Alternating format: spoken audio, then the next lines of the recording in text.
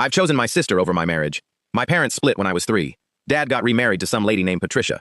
Mom married a guy who worked at the bank office. I got dragged between 2 houses every week with a suitcase full of clothes and homework I never finished. It sucked. By the time I was 16, I knew I never wanted kids. Too messy, too complicated. Met my wife Rachel when I was 19 at a community college study group. We dated for a year, got married at 22. She was on the same page about kids. We wanted to travel, save money, just do our own thing.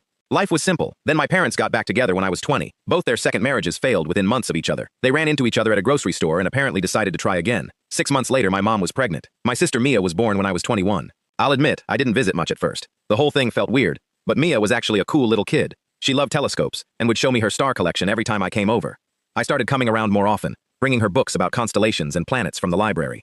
Last March, Mom collapsed in the kitchen making breakfast. Heart attack. She was only 48. Dad found her on the floor next to the stove with burnt toast smoking in the toaster. Mia was at school. She died before the ambulance got there. Dad completely fell apart. He'd always been a drinker, but after Mom died, he got worse. He'd pick Mia up from school drunk, forget to make dinner.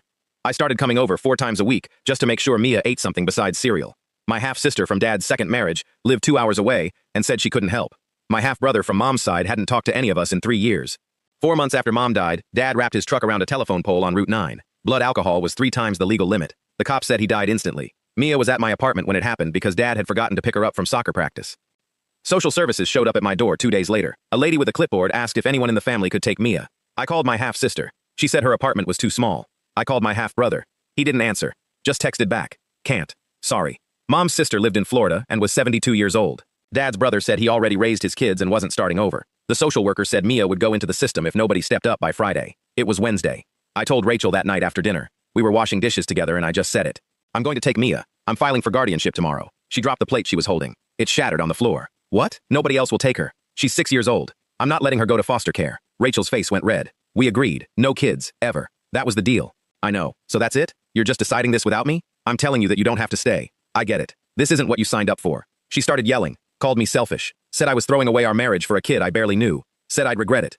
She grabbed her keys and stayed at her mom's house for 3 days. I filed the paperwork Thursday morning. The social worker seemed relieved. Mia moved into our apartment Friday with 2 garbage bags of clothes and her telescope toys. Rachel came back Sunday night. She didn't say anything, just started packing her stuff into boxes.